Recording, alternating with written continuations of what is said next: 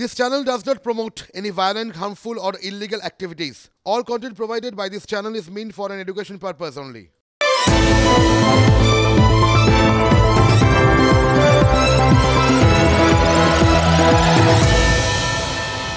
একটা সময় ছিল জানেন তো, যখন গোটা ভারতের বিভিন্ন প্রান্ত থেকে শোনা যেত বুদ্ধম শরণম গচ্ছামি। আজকের দিনটা একটু অন্যরকম। আজকে মনে হচ্ছে গোটা ভারত বলছে তৃণমূল শরণম গচ্ছামি। এমনি বলছি না, একটু ভালো করে খেয়াল করে দেখুন, তাহলেই বুঝতে পারবেন। যার যার মতো করে সবাই তৃণমূলের শরণ নিচ্ছে। তৃণমূলের দেখানো রাস্তাটাই একমাত্র দেখানো রাস্তা হয়ে গেছে। এটাও বলতে পারেন যে ওই গোপালকৃষ্ণ গোখেলের what Bengal thinks today India thinks tomorrow, এই কথাটাই বারবার ফিরে আসছে। বাংলা যা ভাবে আজ, ভারতের ভাবনা কি সেখান থেকেই শুরু? এই ভাবনাটা আমাদেরও ভাবতে হচ্ছে, ভাবাচ্ছে, আজকের দিনটাই ভাবাচ্ছে। এবং বিশ্বাস করুন, একটুও অত্যুক্তি করছি না। একটু বুঝিয়ে বললে আপনারাও ঠিক ধরে ফেলবেন যে কথাটা এমনি এমনি বলছি না। ইনফ্যাক্ট আমি না, ওই বললাম আজকের দিন এই সব কথাগুলো বলছে। কেন বলছে একটু পরপর আজকের দিনের ঘটনাগুলো সাজিয়ে দিই, তাহলেই দেখুন আপনারা পরিষ্কার হয়ে যাবে জলের মতো। প্রথমত, মমতা বন্দ্যোপাধ্যায় কদিন আগে কী বলেছিলেন? এই দুদিন আগে, কংগ্রেস আগে সারা দেশে 40টা আসন পেয়ে দেখাক। মানে তিনি নিশ্চয়ই বোঝাতে চেয়েছিলেন যে সারা দেশে কংগ্রেসের ওই 40টা আসন পাওয়াও বেশ কঠিন, মানে সম্ভব না, এরকম একটা ইঙ্গিত ছিল আর কি। মানে কথাটার মধ্যে দেখুন চ্যালেঞ্জ ছিল, কিন্তু চ্যালেঞ্জ যতটা ছিল তার থেকেও অনেক বেশি কী ছিল জানেন? তাচ্ছিল্য। সে যাক, কংগ্রেস নেতারাই যখন ব্যাপারটা নিয়ে সেরকম ফিল করতে পারেননি, রাজনীতিতে অনেক কিছু টাইমলি লোকে বুঝতে পারে না, এটা আমরা বুঝে নিলাম আর কি। আর এটাও আমরা বুঝে নিলাম যে যার বিয়ে তার হুঁশ নেই, পাড়া পড়শির ঘুম নেই, সেই প্রবাদটা তো মাথার মধ্যে রাখতে হবে। তাই যখন কংগ্রেস ব্যাপারটা বুঝেও বুঝছে না, যখন জয়রাম রমেশ থেকে শুরু করে রাহুল গান্ধী সবাই নরম হওয়ার, একটুখানি তৃণমূল সম্পর্কে বিভিন্ন বার্তা দেওয়ার চেষ্টা চালিয়েই যাচ্ছেন, তখন আমরা আর এটার মধ্যে ঢুকতে যাব কেন? আমাদের এ সমস্ত ভাবনা চিন্তা করে মাথা খারাপ করে কোনো লাভ আছে বলুন?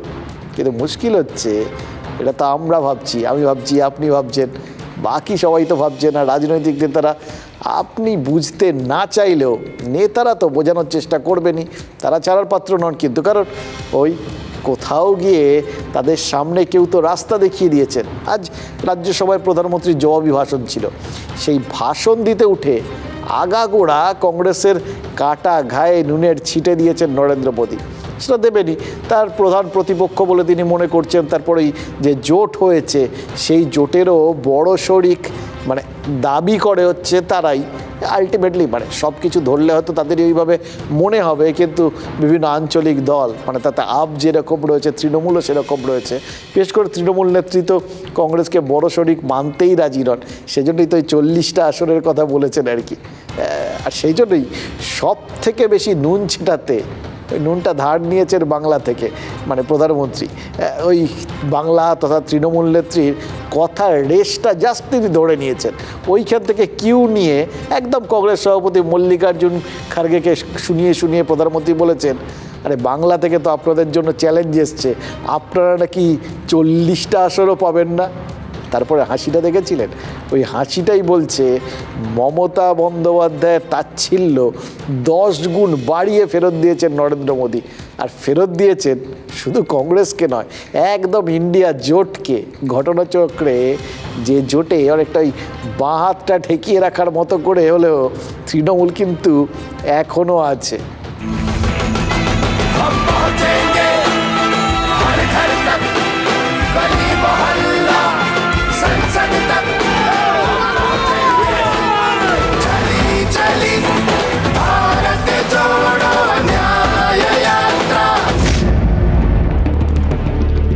লড়তে যদি পারে বিজেপিকে কেউ, বাংলা পারে, তৃণমূল কংগ্রেস পারে, আর আমরাই পারি সমস্ত রিজিওনাল পার্টিকে ঐক্যবদ্ধ করে এক জায়গায় দাঁড়াতে।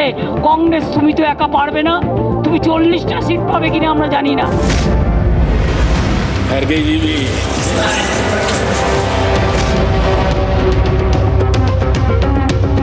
पश्चिम बंगाल से चैलेंज आई है कि कांग्रेस 440 पार नहीं कर पाएगी, 40 पार नहीं कर पाएगी। मैं प्रार्थना करता हूं कि आप 40 बचा पाए। এটা ইন্ডি জোটের অন্যতম পিণ্ডি মমতা ব্যানার্জির পিণ্ডি যে চটকে গেছে তার যে নেত্রী মমতা ব্যানার্জির কথা। প্রধানমন্ত্রী শুধু ইন্ডি জোটের কঙ্কালসার অবস্থাটাকে তুলে ধরতে গিয়ে এই কথা বলেছেন। মোদির সেই তত্ত্বকে যারা আরো মজবুত করবার জন্য ওকালতি করবে তারা প্রকারান্তরে মোদিকে সাহায্য করবে, এটা কিন্তু বাংলার মানুষ ভারতবর্ষের মধ্যে দেখছে। কারণ কংগ্রেসের বিরোধিতা করা মানে মোদিকে সমর্থন করা। যদি ধরেই নেওয়া যায় যে মুখ্যমন্ত্রী বক্তব্যের পরিপ্রেক্ষিতে বলেছেন, মুখ্যমন্ত্রী তো অনেক কথাই বলেছেন। মুখ্যমন্ত্রী বলেছেন যে রিজিওনাল পার্টিগুলো তারা সংঘবদ্ধভাবে সরকার তৈরি করবে, তাহলে সেটার বিষয়ে তিনি নীরব থাকবেন কেন? তাহলে কি মুখ্যমন্ত্রী সেই বক্তব্যটা তিনি মেনে নিয়েছে? আমরা তো মজা নিচ্ছি, সেকেন্ড পজিশন থার্ড পজিশন কে নেবে আমাদের ওটা নিয়ে ইন্টারেস্ট নেই। যে যাই বলুন, আপনি দেখলেন মানে কোনো জায়গায় গিয়ে না মনে পড়ে যাচ্ছে এই বামেদের কথা, জানেন তো, মানে তৃণমূল নেতৃত্ব কথায় কথায় বামেদের কথা বলেন। এবং যখন এই বিধানসভায় শূন্য হয়ে গেল বামেরা, তারপর সবার মধ্যে থেকে আমি দেখেছি কি সমবেদনার ঢেউ। আহারে, বামরা না থাকলে বিধানসভাটা জমে না, বামেদের থাকা উচিত গণতন্ত্রের স্বার্থে, বামেদের থাকা উচিত এই বিরোধী হিসেবে বামেরা খুব ভালো। প্রতি মুহূর্তে কি আক্ষেপ, কত সহানুভূতি ছিল তৃণমূল নেতৃত্বের গলায়। এখন দেখুন সেই সহানুভূতি প্রধানমন্ত্রীর গলায়। ওই যে বললেন না আমি প্রার্থনা করছি, ওই 40টা যেন বাঁচাতে পারে কংগ্রেস, মানে কি পরিমাণ সমবেদনা। কিন্তু তার এই সমবেদনার ছিটেটা যে বিভিন্ন জায়গায় গেছে, এবং সত্যি কথা বলতে কি বাংলার মুখ্যমন্ত্রী তথা তৃণমূল নেত্রীর কথার কিউ ধরে তিনি যে ইন্ডিয়া জোটকে মানে কংগ্রেসকে দিলেন খোঁচাটা, কিন্তু কংগ্রেসকে খোঁচাটা দিলেন ইন্ডিয়া জোটেরই আরেক শরিকের থেকে কিউ নিয়ে। এটা কোথাও গিয়ে তৃণমূল নেতৃত্বকে বোধহয় একটুখানি হলো অস্বস্তিতে ফেলেছে, যার জন্য দেখলেন তো সুখেন্দুবাবু কীরকম একটুখানি বোঝানোর চেষ্টা করলেন আর কি, যে ব্যাপারটা ঠিক সেরকম না। তিনি আরও অনেক কিছু বলেছিলেন, অনেক কিছু যা বলেছিলেন নরেন্দ্র মোদী নিতে তা বয়েই গেছে, যেটা তার ধরার তিনি সেটা ধরে কাজ হাসিল করে নিয়ে চলে গেছেন। এই রাজনীতি তো এই সুযোগ সন্ধানের খেলা, তাই না? বল কোথাও গিয়ে গোলের কাছে পেলে গোল করে দিতে হবে, ব্যাস। এবার কে পাস দিল সেটা তার দায়িত্ব, নিজেরা যদি পাস দিয়ে দেন তাহলে ধরে নিতে হবে প্রায় সেম সাইড করে দিলেন আর কি। এই যে কোনো হারাধনের ছিল 10টা ছেলে, আমরা তো জানি ইন্ডিয়া জোট মানেই তো ওই হারাধনের মতো। ইন্ডিয়া জোটে 27টা ছেলে ছিল, মানে 27টা দল ছিল আর কি। কিন্তু হারাধনও যেভাবে একটা একটা করে ছেলে হারিয়েছে, ইন্ডিয়া জোটও কিন্তু একটা একটা করে দল হারিয়েছে।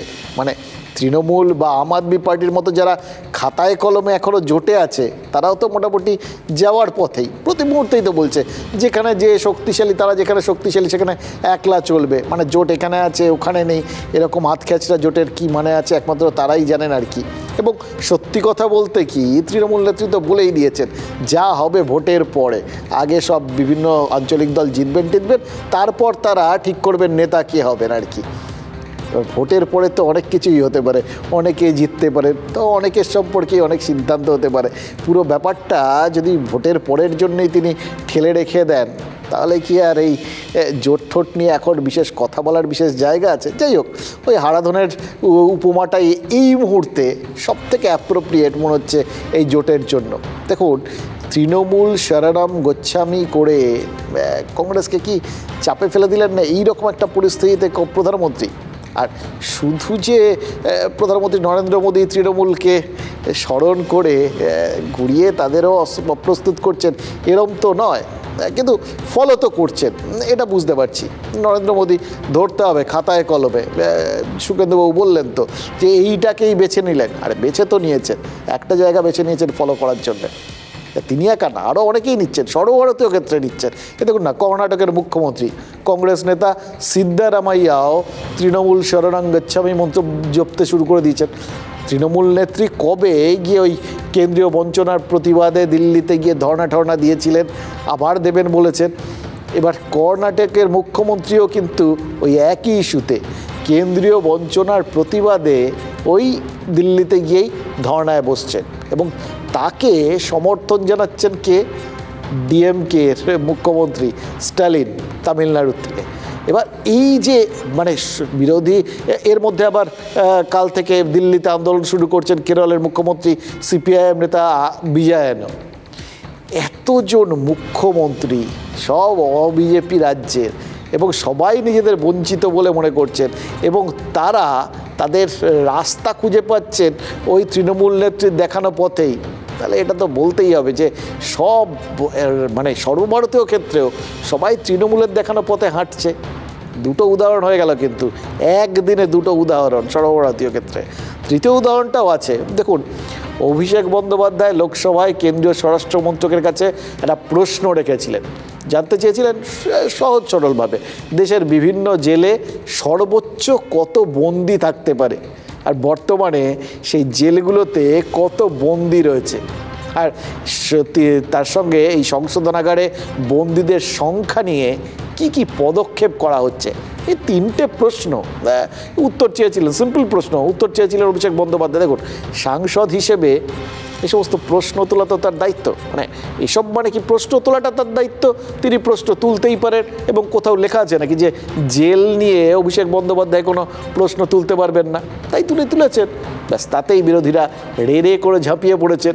সুকান্ত মজুমদার, দিলীপ ঘোষ, মানে কেউ বাকি নেই, সুজন চক্রবর্তী, সব নেতাই মনে হচ্ছে ওই একটা জায়গা কোথাও গিয়ে কি তাদের মনে হলো কে জানে, কোনটার সাথে কি মেলালেন, সবাই মিলে খেয়ালি পোলাও রাখতে বসে গেছে। তীর্থ দর্শনের মতন করেই হয়তো যাবেন, সেই কারণেই হয়তো জেলের খোঁজ খবর নিচ্ছেন, কোন জেল ভালো আর কোন জেল মন্দ, কোন জেলে 5 স্টার অ্যারেঞ্জমেন্ট আছে আর কোন জেলে সেটা একটু কম আছে। ওনার যাবার কোনো কারণ আছে বলে উনি ভাবছেন, যদিও যেভাবে মোদিজির পায়ে পড়েছেন এখনই যেতে হবে বলে মনে হচ্ছে না। আমার মনে হয় পশ্চিমবাংলায় কিছু জেল বিশেষ জেল আছে, বিশেষভাবে তৈরি করা, কারণ বিশেষ লোকেরা যাচ্ছেন। আমার মনে হয় হেমন্ত সরেন ইত্যাদিকে দেখে তাদের চিন্তা বেড়েছে, তাই জেল নিয়ে খোঁজ নিচ্ছে। দিলীপ ঘোষের মুখে এই কথাগুলো মানায় না, কারণ দেশের কেন্দ্রীয় স্বরাষ্ট্রমন্ত্রী তিনি নিজে দীর্ঘদিন কারাবাস করেছেন একটি খুনের মামলায়। হঠাৎ জেলের কোশ্চেন তিনি করতে গেলেন কেন? এই ধরনের এই সময় প্রশ্ন করার মধ্যে কিছু তো হয়তো হিডেন এজেন্ডা থাকতে পারে। তিনি কি ভয় পাচ্ছেন নাকি? কারণ তার দলেরই তো একাধিক নেতারা, কেউ রাজ্যের জেলে আছে তো কেউ দিল্লির জেলে আছে। আগামী দিনে কোথায় থাকবেন না থাকবেন, বা তার সাঙ্গপাঙ্গ যারা আছেন, যারা দুর্নীতি করেছেন, একটা হেভি অংশের তো সেটা নিয়ে হয়তো ভাবছেন। রাজনীতির এই একটা বিষয় একবার পেলেই হলো।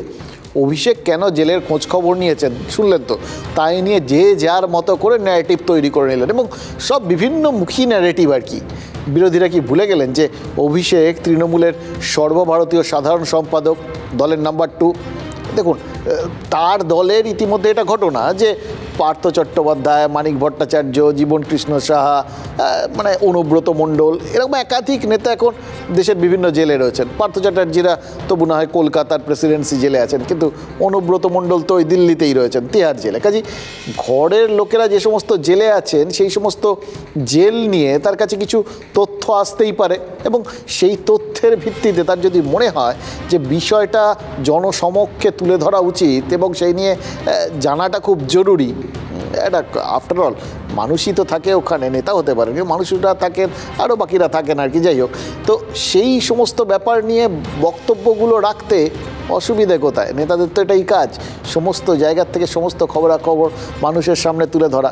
তাই সেই সমস্ত জেল টেল নিয়ে তিনি এখন চিন্তাভাবনা করতেই পারেন। দেখুন, এই কথা সত্যি যে জেলের ভালো মন্দ দেখার দায়িত্ব সংশ্লিষ্ট রাজ্যের। কাজে প্রেসিডেন্সির মতো যে জেলগুলো এ রাজ্যের জেল, সেগুলো নিয়ে কোনো প্রশ্ন টশ্ন থাকলে অভিষেক কারামন্ত্রী অখিলগিরিকে প্রশ্ন পাঠাতেই পারতেন, চিঠি লিখলেই পারতেন, নিজের দলের লোক তো ফোন করলেও হয়ে যেত।